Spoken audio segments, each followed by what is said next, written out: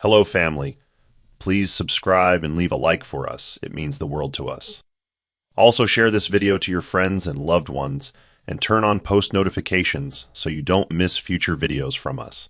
Thank you as you do so. Sit back and relax as we dive into the story.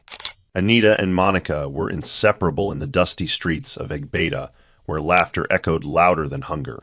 Their bond was unshakable, two girls who shared cracked heels, patched slippers, and whispered dreams. Anita was the one who laughed from her heart and offered her last spoon of rice without thought. Monica, always the clever one, had big dreams and an even bigger hunger for more. One day, "We won't beg for sugar anymore," she once told Anita, her eyes fixed on a battered magazine photo of a woman in a power suit.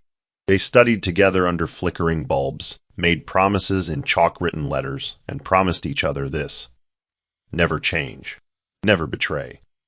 And for years, it felt like that promise could withstand anything. But life was already writing its own betrayal in secret ink. Monica, even then, noticed how teachers adored Anita's honesty and humility, how her laughter came so easily, how people trusted her. "They always see you," Monica once muttered after school, watching a neighbor hand Anita free groundnuts. Anita had laughed it off, unaware of the quiet envy sprouting like weed beneath their shared bond. Still, every Sunday they braided each other's hair, sat by the gutters dreaming of scholarships and skyscrapers. "We'll make it out together," Anita would say. Monica nodded with a forced smile, already questioning if together was the future she wanted, or something more hers than shared. The girls had just turned 17 when their secondary school announced a national essay contest with a university scholarship as the prize. Anita, fueled by hope, poured her heart into every word, writing late into the night in her worn-out brown notebook. "What if this changes everything?" she whispered one evening, her pen scratching across the page as Monica watched silently from her mat. Anita's eyes were lit with a kind of quiet fire that Monica didn't recognize, or maybe she did, but refused to name. When Anita dozed off that night, notebook still open beside her, Monica sat up in silence and stared at the pages. A single tear fell onto the ink as her fingers traced the title. The essay was beautiful, brilliant, pure, and for a moment she hesitated. Then with trembling hands, she carefully tore out the pages, closed the book again, and slipped them into her school bag. 3 weeks later, the town was celebrating Monica's victory. She stood on the school podium as local press snapped photos. "The pride of Egbeda," the principal announced as he shook her hand.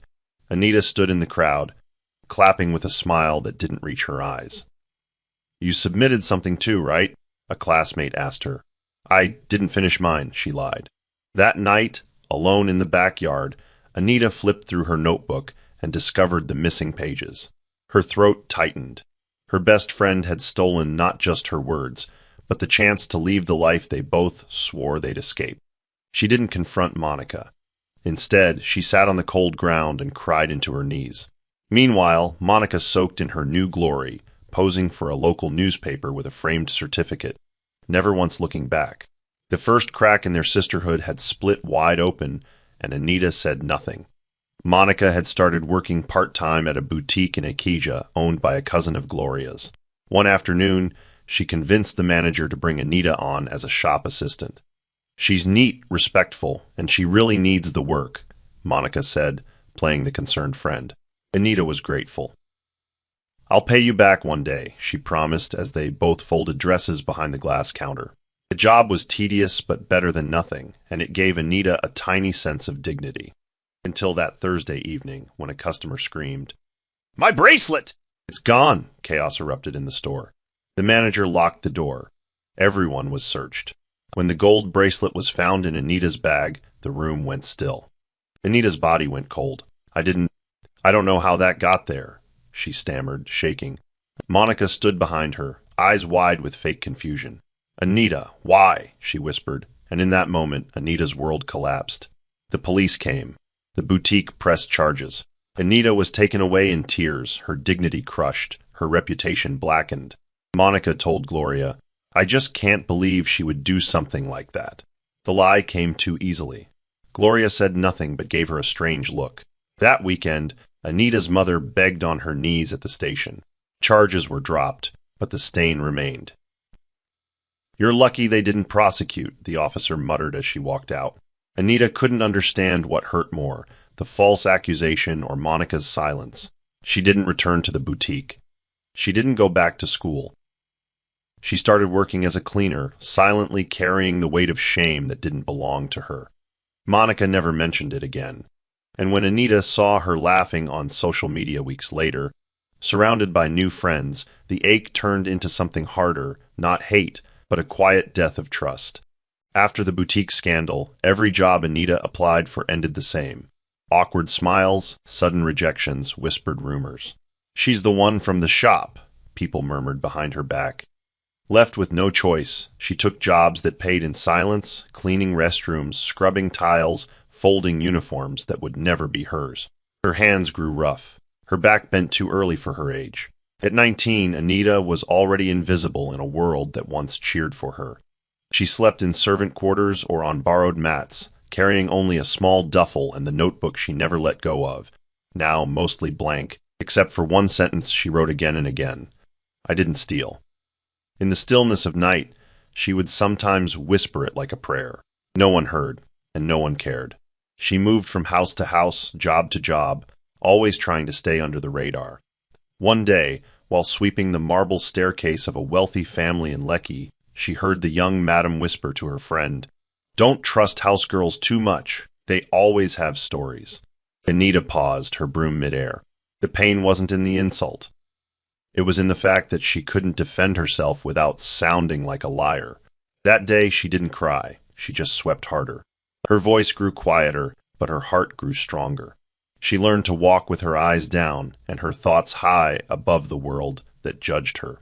She still dreamed, though the dreams came slower now. Still, a part of her held on. Something inside whispered, "Even dust settles. One day you will rise." Monica's face began appearing in places Anita could only dream of: event banners, LinkedIn articles, and PR strategy panels. She had reinvented herself as a communications expert and quickly gained a following with her polished charm and picture-perfect smile. "Authenticity wins," she would say to crowds, never once acknowledging the lies that bought her microphone. She'd traded her old surname and rebranded everything from her accent to her address.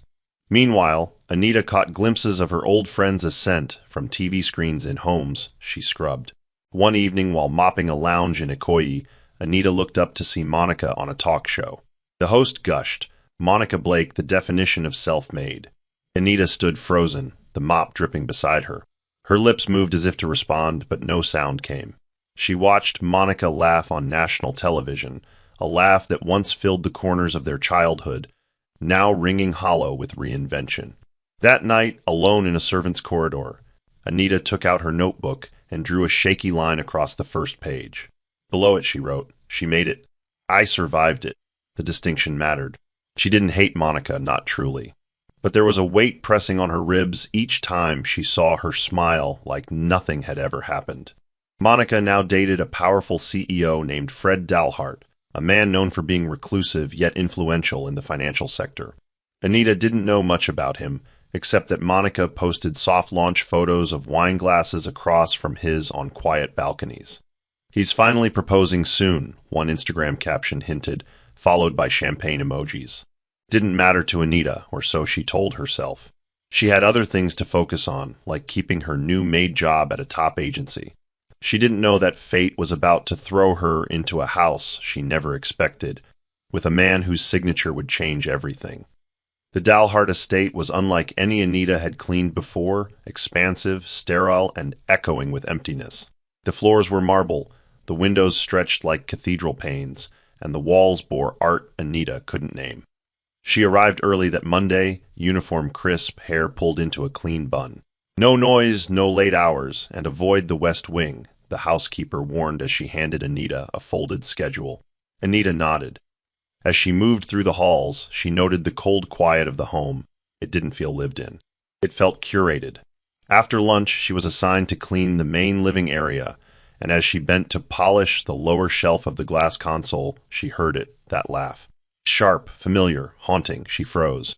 Turning slowly, she saw Monica walk down the grand staircase in a red silk blouse and tailored slacks. her heels clacking confidently against the floor. Monica hadn't seen her yet. She was talking on the phone. "Yes, I'll make sure Fred signs it by Friday. He trusts me." "No, he never reads the fine print," she laughed, then disappeared into the study. Anita stood still, breath shallow. Her hand trembled against the glass she had been cleaning. It had been years, but that voice still knew how to shrink her spine. When Monica finally turned and spotted her minutes later, their eyes locked. The pause was electric. "You?" Monica's voice faltered. Anita said nothing, only straightened up, cloth still in hand, posture steady. For a moment, neither woman moved. Then Monica composed herself, offering a brittle smile. "Small world," she said softly before walking past Anita like she was invisible. But for the first time in years, Anita wasn't afraid, not because she was strong, but because she was tired. Tired of being silent. And something told her this house, this time, was different. The next morning brought rain, soft and insistent. Anita arrived early again, assigned to clean the hallway mirrors just beside the staircase Monica loved to parade down. As she polished the reflective surface, she caught Monica watching her from the landing, arms folded. "What are you doing here?" Monica finally asked, voice low but tense. "Working," Anita replied without pause, her eyes meeting hers in the mirror. Monica stepped down, one heel at a time. "You shouldn't be here." Anita wiped the glass clean. "Neither should your lies." The silence between them stretched like a held breath. Monica tilted her head, calculating. "If you think you can ruin me, you're mistaken. This life is mine now." Anita gave a small, steady smile. "And I hope you enjoy it, while it lasts." Later that evening, Anita was called to bring towels to the guest wing. As she passed the study, she saw Fred for the first time, seated behind a mahogany desk, his posture guarded, eyes sharp but calm. He barely looked up when she knocked lightly and placed the folded linens by the door. But she noticed something in his silence, a stillness that felt almost weary. Monica passed behind him moments later, pressing her fingers into his shoulder. "Sign the drafts tonight," she said sweetly. "We can celebrate over dinner." Fred nodded distractedly. Anita moved away, heart pounding. Something wasn't right, not just about Monica's presence, but the documents she pushed so eagerly. She didn't know what, but a storm was growing in her chest. And this time, she wouldn't walk away from the wind. That evening, long after most of the staff had retired to their quarters, Anita remained in the kitchen, scrubbing the stovetop, her hands methodical, her mind distant. A soft knock interrupted the rhythm. Monica stood at the doorway, wearing a silk robe and a half-smile that didn't reach her eyes. "You have a moment?" she asked. Anita straightened slowly. "I'm working." Monica stepped closer, glancing around before pulling an envelope from her robe pocket. "Let's not be childish, Anita. Whatever happened back then, I've moved on. You should too. Here, consider this a thank you for your silence." Anita stared at the envelope resting on the counter between them like it was poison. "You think this buys my mouth?" she asked quietly. Monica's voice sharpened. "It buys peace, which you and I both need." Anita didn't take the envelope. "You never needed to ruin me, Monica. We could have both made it." Monica's face twitched. "You were always the one they liked. Teachers, neighbors, even that boutique owner. I just evened the scale." Anita's eyes darkened, but she held her ground. "And now you're afraid I'll do the same?" Monica leaned in, her voice barely above a whisper. "You won't win this time, this life. It's mine. I earned it." Anita stepped back and folded her arms. "No, you took it, and one day the taking will take from you." She left the envelope on the counter and walked out, her footsteps silent but full of thunder. Monica stood alone, her confidence flickering like a candle in a draft. She didn't expect resistance, not from the girl she once buried. Fred Dalhart was a man of control, not chaos.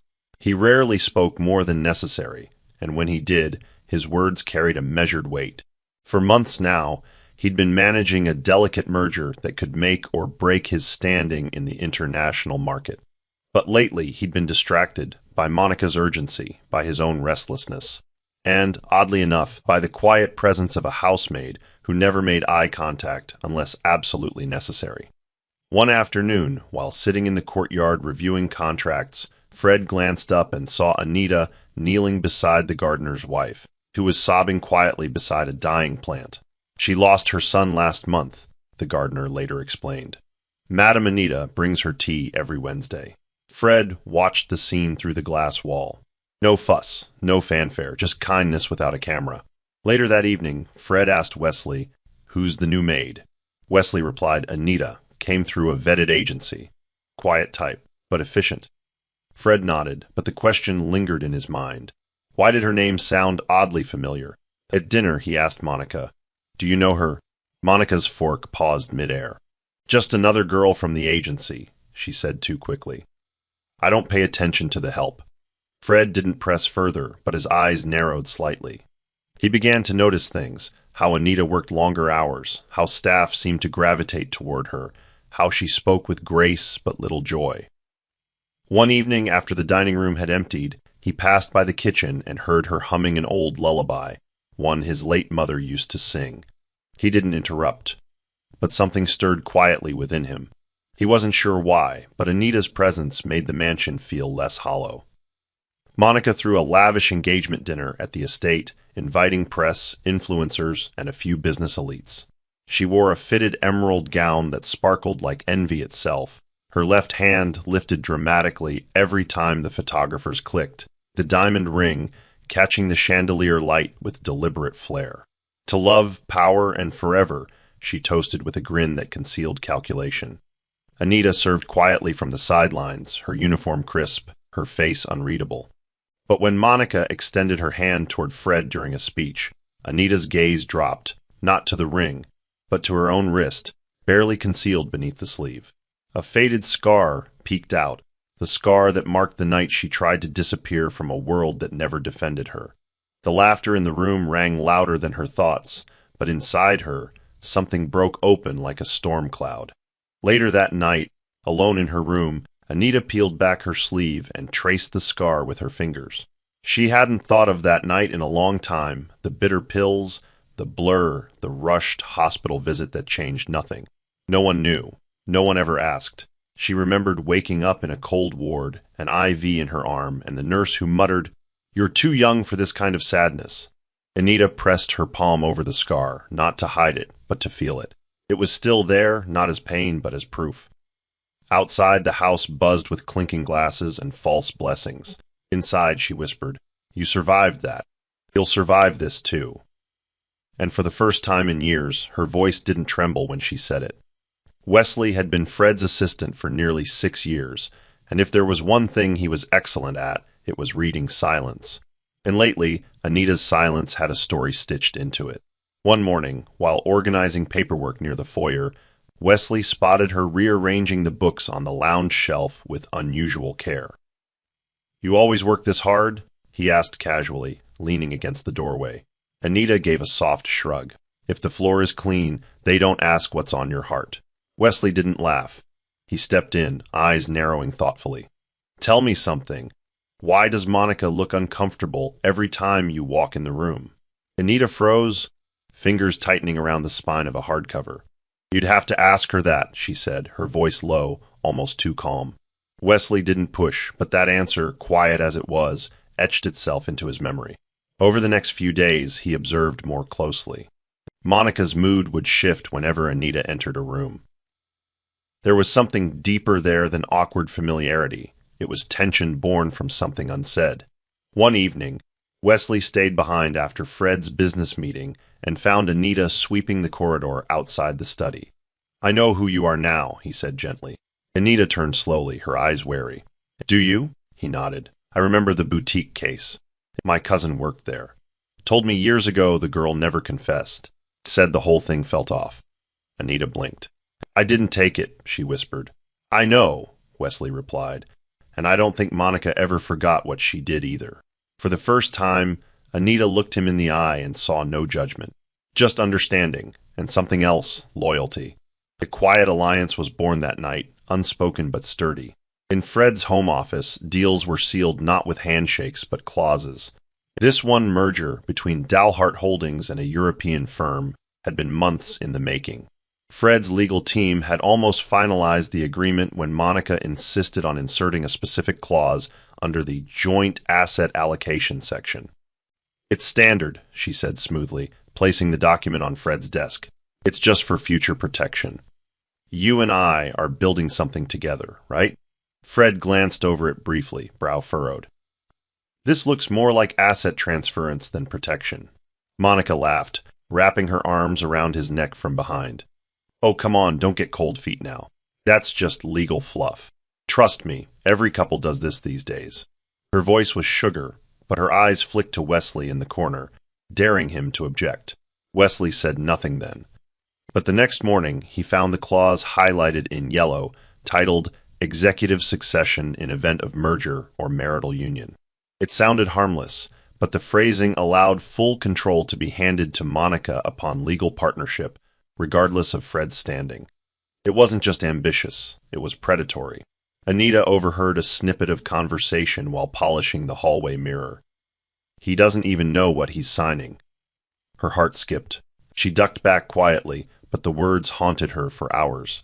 That evening, she sat in the staff quarters. The contract photocopy Wesley had quietly slipped to her, trembling in her hands. "She's going to ruin him," she said aloud, her voice catching. And just like that, Anita knew, this time silence wasn't protection, it was participation. And she couldn't bear that weight again. Sleep came and went in waves that night, mostly went. Anita lay awake on her thin mattress, eyes wide in the dark, her hands resting on the copy of the contract clause folded in her lap. She remembered the night at the boutique, the humiliation, the fingerprints smeared on the police report, Monica's wide eyes pretending to be surprised. It had taken everything in her not to drown in bitterness. But this was different. This wasn't just betrayal. This was danger disguised as romance. She sat up, pulled her notebook from the drawer, and flipped to the first empty page. With shaking hands, she wrote, "Truth delayed becomes tragedy." It wasn't poetry, it was warning. The wind rustled outside her window as if agreeing. There was a line, and Monica had crossed it again. At dawn, Anita brewed tea with trembling fingers and sat near the back door as the sky turned from navy to pale blue. Wesley joined her without speaking, handing her a warm shawl. They sat in silence until he asked, "You're going to stop it, aren't you?" Anita nodded slowly. "She nearly destroyed my life. I won't let her do it to him." Wesley placed a hand on her notebook. "Then you'll need courage and timing." Anita smiled faintly. "I've waited years. A few more hours won't break me." But even as she said it, her stomach churned. Because this time, she wouldn't just be risking her job, she'd be standing in front of the man who employed her, against the woman who once called her sister. And what she would say might burn everything to the ground. But silence had already cost her too much. This time, she would speak. Anita was dusting the edge of the upstairs hallway railing when Monica appeared, arms crossed, eyes sharp with unease. "You've been looking far too comfortable here," she said coldly, her voice dropping as she moved closer. "I saw you with Wesley. You're sniffing around what doesn't concern you." Anita kept cleaning, her posture calm. "I didn't realize telling the truth was considered sniffing," she replied, not looking up. Monica's expression tightened. "You don't know what I've built, Anita. What I sacrificed to get here. Don't destroy it just because you couldn't survive the game." Anita turned slowly, her eyes steady. "No, Monica, I did survive. You just walked over my bones to climb higher." The hallway fell silent for a breathless second. Then Monica leaned in, lowering her voice to a near whisper. "Say one word to Fred, and I will make sure you disappear again. And this time, no one will pull you out." Anita didn't flinch. She simply stepped back and said softly, "You already buried me once. What else do you think I have to lose?" Monica's eyes flickered, and for a second, fear flashed in them. Not of Anita, but of something crumbling beneath her. She straightened her spine and walked off, heels clicking against the tiles, tension trailing behind her like perfume. Anita remained still, heart pounding. Her legs trembled beneath her resolve, but she knew one thing now. Monica was scared, and that meant the truth had finally become a threat. The grand room was filled with tailored suits, fine wine, and polished laughter. Fred stood near the fireplace with a glass of champagne, nodding politely as shareholders and partners congratulated him on the upcoming merger. The signing table was set in the center, a sleek mahogany surface with the final contract placed precisely at its center. Monica, radiant in a fitted gold dress, stood beside him, her hand resting lightly on his arm. "It's time," she whispered, her eyes gleaming with anticipation. Fred smiled faintly and nodded to Wesley. "Let's begin." Cameras flashed. Applause rippled through the room. Fred picked up the pen and poised it above the signature line, unaware of the storm brewing just behind the curtain of etiquette. From the edge of the hall, Anita stepped forward slowly. Her hands trembled, but her voice did not. "Excuse me, sir, don't sign." The room fell silent. Monica's glass slipped and shattered on the floor. Fred blinked, his pen frozen midair. "What did you say?" he asked. Anita's voice was calm but firm. "That clause, it's a trap. If you sign that contract, you'll give her full legal ownership of your company once you marry. It's written under succession, disguised as a merger safeguard."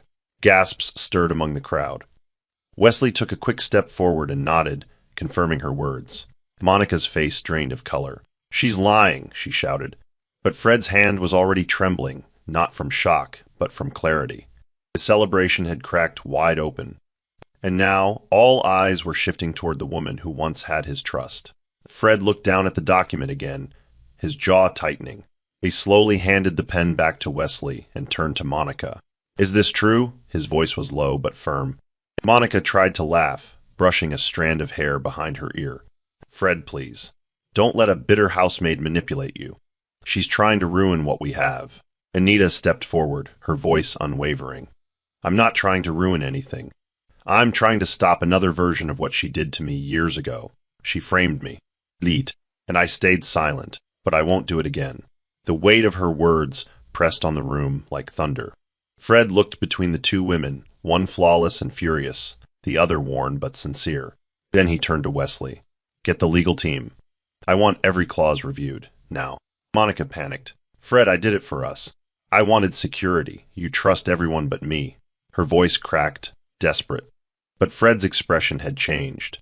He saw her now, not as a partner, but as a threat disguised in silk. "I trusted you enough to let you near my future. You tried to steal it instead." Monica's breath hitched. Her image crumbled in front of everyone. No exit, no script. The guests watched in stunned silence. Anita stood still, her hands clenched at her sides. She had nothing left to prove. Monica had exposed herself. Fred looked over at Anita, then quietly said, "Thank you." Anita simply nodded. The damage was done. But this time it wasn't hers. Fred's legal team moved swiftly, combing through the contract with fresh eyes and sharpened suspicion. Within 30 minutes, the language Monica had glossed over was revealed in cold, binding terms. A clause buried deep in the appendix handed full executive authority to Monica in the event of marriage, no matter how the company performed.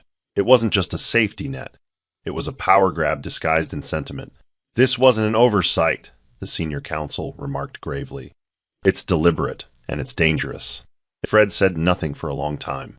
He simply stood by the fireplace, the contract in one hand, his other hand clenched at his side. Monica hovered nearby, visibly unraveling. "You said you trusted me," she whispered, her voice trembling. "I wanted us to be equal." Fred's tone turned sharp. "Equality doesn't require deception. You used love like a tool." Monica's lips parted, but no defense came. The guests were leaving quietly now, murmuring in corners. The glamour of the evening shattered beyond repair. Monica reached for his hand, but he pulled away. "You didn't just try to take the company, Monica. You tried to take my choice." His words sliced deeper than any headline ever could. She looked to Gloria, standing near the door, but her sister wouldn't meet her eyes. "I didn't know it had gone this far," Gloria murmured, finally turning to leave.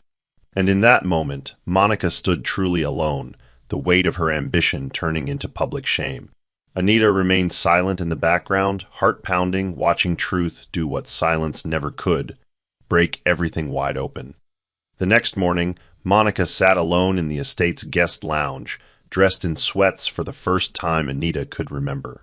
Her mascara smudged, her voice brittle. "You should have stayed quiet," she said when Anita passed with a tray of coffee. Anita paused, setting the tray down. "I tried silence. It nearly killed me. I won't die quietly again." Monica laughed bitterly. "You think you've won.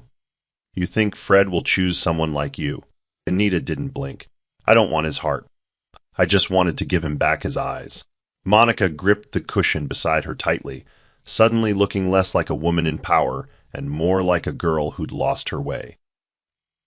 "You don't know what I've given up to be someone," she whispered.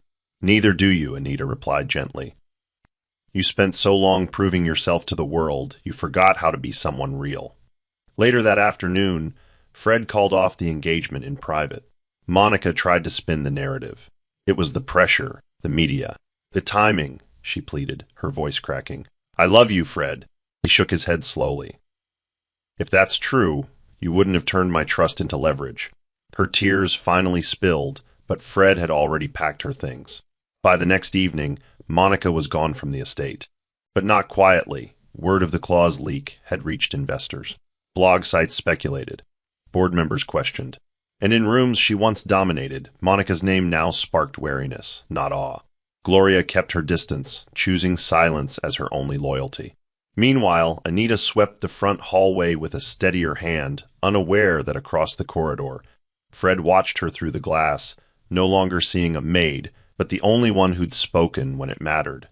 That night, Anita stood in the corner of the staff quarters, her hands pressed against the tiny windowsill as rain fell softly outside.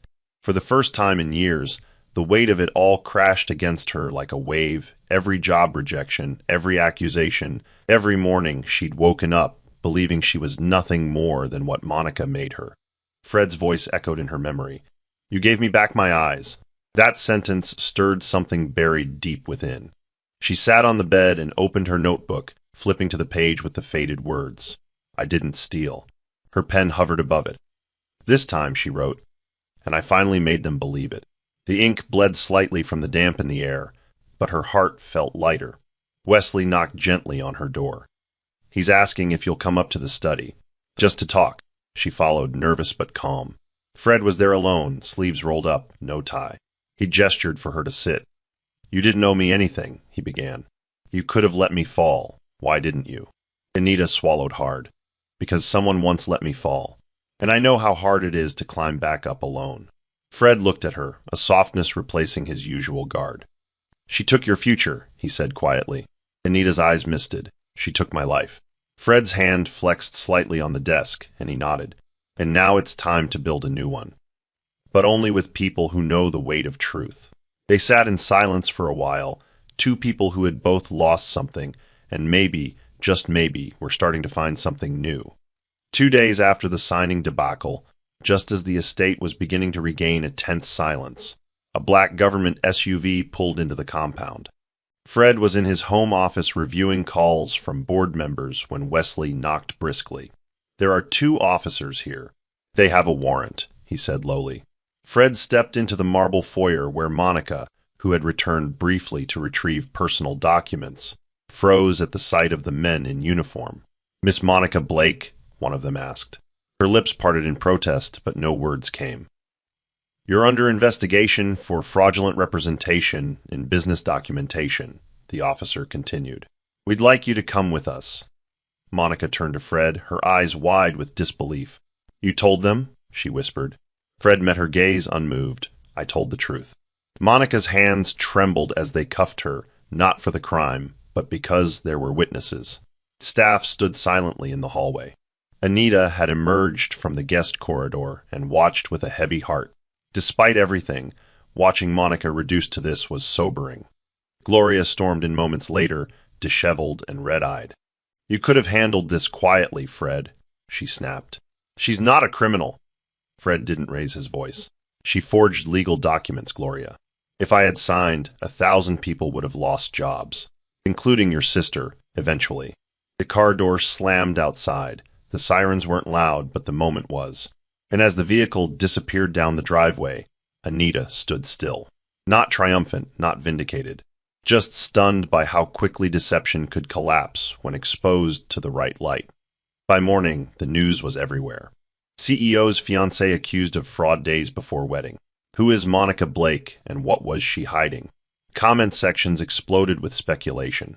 The media began digging into Monica's past, uncovering inconsistencies in her resume, her boutique scandal from years ago, and even her falsified college credentials. The narrative flipped overnight, from an empowered strategist to a calculated social climber. In the estate's staff quarters, Anita sat quietly with her tea as her name trended online. A journalist had tracked her down and published a short feature, The Maid Who Spoke Up. But Anita didn't smile. Instead, she closed her phone, eyes clouded. "I didn't want attention," she said to Wesley later. "I just didn't want another person to suffer in silence." Fred called a brief meeting with his core staff, thanking them for their professionalism. Afterward, he lingered near the staircase where Anita stood arranging flower vases. "You all right?" he asked gently. She looked up, her expression unreadable.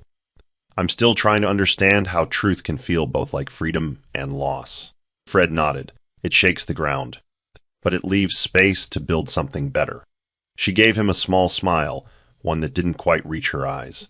That evening, when a team of PR experts offered Anita a brand deal and a book proposal, she politely declined. "I've had enough of being edited by other people," she said. She wasn't looking for fame. She was looking for peace, and now, for the first time, she believed it might be possible. The next morning, Fred called Anita into his office. She walked in hesitantly, her apron still dusted with flour from the kitchen. He motioned for her to sit and placed a document in front of her, not a contract, but a handwritten note. "I'd like you to be my personal assistant," he said simply. Anita blinked, unsure if she'd heard correctly. "You want me to work in this office?" Fred nodded. "You already manage people better than most executives I've hired. You understand silence, timing, honesty. That's leadership." Anita hesitated. "I'm not qualified. You're overqualified for the wrong labels," he interrupted gently. "I'm offering this because I trust you, not because I pity you." She stared at the letter. It wasn't ornate. It wasn't performative. It was sincere. "I'll need training," she whispered. "I'll teach you," he replied. "Or better yet, you'll teach me how to listen better." Her fingers touched the edges of the paper like it was sacred. After all these years of scrubbing other people's legacies, someone had finally handed her a blank page. She nodded slowly. "All right, but I'm not wearing heels." Fred chuckled. "Noted." As she left the room, Wesley stood by the door, smiling faintly. "Told you she was different," he said. And Fred, looking through the office window as Anita walked toward the garden, responded quietly, "She's not just different. She's exactly what this place needs." And just like that, her life shifted not into a fairy tale, but into something far more powerful, a future she owned. The letter arrived in a plain envelope with no return address, delivered to the estate's security gate late one evening. Wesley brought it to Anita after dinner, his expression unreadable. "It's from her," he said. Anita opened it slowly, recognizing the sharp slant of Monica's handwriting the moment her eyes landed on the first line. "I don't expect forgiveness, but I had to say this." The words that followed were raw, unpolished, unlike anything Monica had ever spoken aloud. She wrote about envy that began long before the boutique, about feeling invisible even when she was praised. "You never needed attention to shine," she wrote. "People just loved you without effort. I hated you for that. And now I hate myself for what I did to you."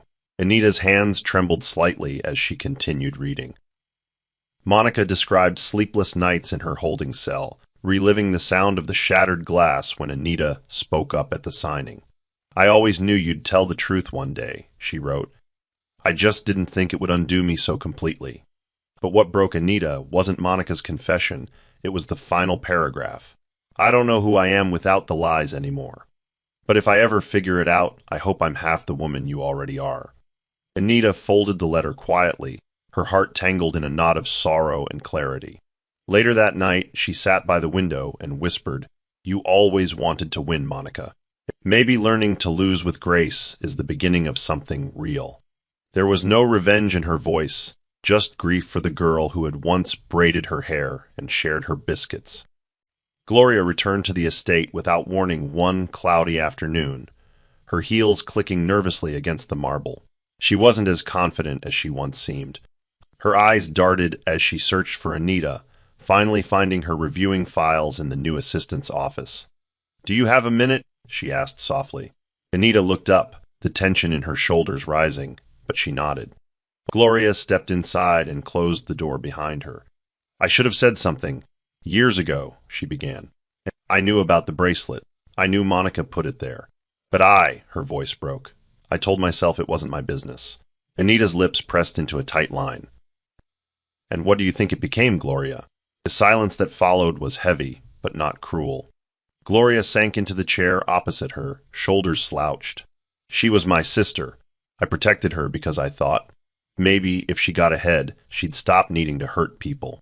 Anita folded her hands slowly. We all make choices. Yours was silence. Mine was survival. Gloria's eyes filled. I didn't come for sympathy. I came because the guilt won't go away, and I needed you to know I'm sorry. For a long time, Anita didn't speak. Then she leaned forward slightly. I forgive you, but forgiveness isn't forgetting. You'll have to live with the silence you chose. Gloria nodded, tears sliding down her cheek. I already do. As she stood to leave, Anita whispered, Next time someone's falling, speak. Don't just watch. And for the first time, Gloria had no defense, only gratitude. Wesley had a habit of noticing things long before others did. He saw the subtle shift in Fred's mood whenever Anita entered the room, the way he paused before speaking, the quiet softening of his tone. And he saw Anita, once folded into herself, now standing taller with every passing day. One afternoon, as Fred stood by the garden window watching her walk past with a clipboard, Wesley nudged him gently. You smile more when she's around. Fred scoffed under his breath, but didn't deny it. She's not like anyone I've met, he murmured. Wesley crossed his arms. That's not a reason to stall. Fred gave him a look. It's not that simple. Wesley tilted his head. You're right. It's simpler. You trust her. You admire her. What are you waiting for? Fred didn't answer at first. He only continued watching Anita as she helped the gardener rearrange flower pots, laughing softly at something he said. She deserves peace, Fred said finally. And I'm not sure if what I feel would interrupt that. Wesley nodded slowly. Then don't give her chaos. Give her clarity. That evening, Fred found Anita reviewing the next week's itinerary in the study. I've never been great with timing, he began awkwardly. She looked up, puzzled. Did I miss something? He shook his head. No, but I've been missing someone worth looking at fully. Anita's brow furrowed. Fred, he stopped her gently. I'm not asking for anything right now. I just want you to know I see you, clearly, and I respect you too much to rush anything. For a long moment, Anita said nothing. Then she smiled softly, but with unmistakable honesty. That's the only kind of start I'd ever trust. One warm Saturday morning, Anita sat across from Fred in the garden lounge, holding a cup of ginger tea while reviewing next month's itinerary. But her mind wasn't on board meetings or investor dinners. Fred noticed her drifting gaze toward the old community center visible beyond the estate's back fence. What's over there? He asked. Anita smiled faintly. That used to be a children's art space. It shut down 5 years ago, funding dried up. I used to sneak in after work shifts to sketch, just to remember what dreaming felt like. Fred leaned forward. Do you still draw? She hesitated. Not anymore. Life got too loud. He studied her in silence. You've never spoken about this part of you. She shrugged. People assume all a maid dreams of is escape. I didn't want to correct them. Later that evening, Anita returned to her small room and pulled out an old sketchbook buried beneath folded linens. The pages were aged, corners curled, but the drawings inside were alive, portraits, sceneries, emotions, caught in graphite. She traced the image of a small girl painting under a tree. The girl had Monica's face. Not the Monica from the scandals, but the Monica from before it all. She blinked back tears. The next day, Fred found her sitting on the estate balcony with her sketchpad in her lap. He didn't speak at first, just sat beside her. Then he said, What if we brought it back, the art center? Quietly, without press, just kids and brushes and healing. Anita turned, startled. You do that? He looked at her. Not for you, with you. Her breath caught. It was the first time in her life anyone had offered her a dream without asking for anything in return. The trial was quiet, but the consequences were not. Anita sat at the back of the courtroom in muted clothing, her face calm, unreadable. Monica entered through the side door, escorted by legal counsel, her appearance more subdued than the public remembered. No heels, no camera-ready smile. The judge read the charges: contractual misrepresentation, attempted fraud, obstruction. Monica didn't plead innocence. She didn't speak at all. Her lawyer did the talking, but the silence that wrapped around her was the loudest statement of all. Anita watched, not with revenge in her chest, but with closure. The system had done what it rarely did for girls like her. It listened. And for that, she was grateful. Outside, the press hounded everyone with questions. Fred shielded Anita from the reporters as best he could, but one photo still made it to the internet, her standing tall beside him, not as staff, but as someone important. The headline the next morning read, "From Accused to Advocate, Anita's Quiet Strength." She didn't read the article. She didn't have to. She lived it.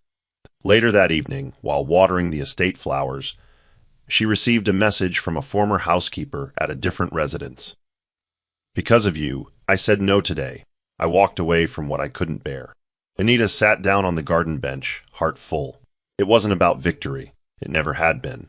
It was about knowing she hadn't stayed silent when it mattered, and now someone else didn't either. The cafe was tucked in a quiet corner of town, away from flashing cameras and whispers. Fred picked it because it reminded him of stillness, old brick walls, ceramic mugs, no Wi-Fi. Anita arrived in a soft mustard blouse and jeans, her hair in a loose bun. She looked different outside the estate, lighter. He stood as she approached. "You're early," she teased. Fred chuckled. "I was afraid you'd change your mind." She shook her head. "I didn't come here to start anything, Fred. Just to sit." They ordered coffee and shared a cinnamon roll, no titles between them. No employer, no assistant. Just two people who had carried burdens long enough and were now learning to breathe without flinching. Halfway through the coffee, Fred set his cup down and said, "I'm not asking for love. I just want to know if there's space for anything real to grow." Anita looked at him, her eyes steady. "Real things don't bloom under pressure," she said. "But they don't die when given patience either." They sat there in companionable quiet, sipping warmth, letting time pass without urgency. There were no promises, no defining lines. Just an understanding that healing wasn't linear, and beginnings didn't need grand declarations. As they left the cafe, Fred reached for her hand, but stopped midway. Anita saw it. She smiled and placed her hand over his, just briefly. "We'll walk, but we won't run," she whispered. And that was enough. A month passed with little fanfare. Anita continued in her new role, not just organizing Fred's meetings, but streamlining operations with an efficiency that surprised even the board. She didn't sit at the table silently anymore, she contributed. Her presence, once unnoticed, now anchored the rhythm of Fred's estate and schedule. But more importantly, she had become someone he trusted not just with tasks, but with thought. One evening after a late meeting, Fred walked her to the gate where her rideshare was waiting. "Everyone keeps asking me when I'll propose to you," he said lightly, hands in his pockets. Anita raised a brow. "That's bold, considering you haven't even taken me to a wedding." He laughed, then grew serious. "I'm not trying to put you in another box, Anita. Not as my assistant, not as a replacement, not even as a happy ending." She tilted her head. "Then what are you offering?" He stepped closer, but didn't touch her. "I'm offering presence, loyalty, time. The same things you gave me when no one else would." She looked at him quietly, the hum of the city wrapping around them. "I'm not afraid of you," she said softly. "But I won't trade my peace just to be someone's next chapter." Fred nodded. "Then let's write something new. Not a love story, just a real one, whatever shape it takes."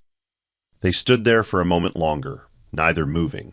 Then she smiled, held his gaze, and said, "I'm still learning how to trust days that don't hurt. But I'm willing to walk through them with someone who listens." As her car pulled away, Fred didn't feel rejected. He felt something better, respected.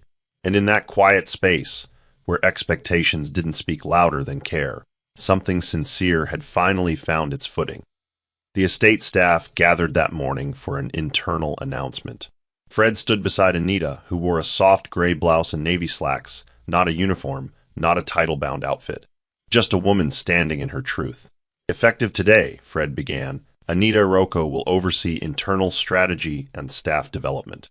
Polite applause followed, but it was the nods from staff, the cook, the gardener, the former driver, that meant more. They knew what it meant to see one of their own rise, not through favoritism, but through quiet perseverance. Later that afternoon, Anita walked into the glass tower downtown for her first external meeting as a company representative. She wore no makeup, carried no designer bag, but the receptionist stood when she entered. And her name was printed on the welcome placard, spelled correctly. As she exited the elevator hours later, Fred was waiting in the lobby, a simple smile on his face. "How'd it go?" he asked. Anita nodded. "I didn't shrink, not once." He handed her a small card. It wasn't a gift, but a note. "You were never beneath the table. You were always the one meant to build it." She tucked it into her folder.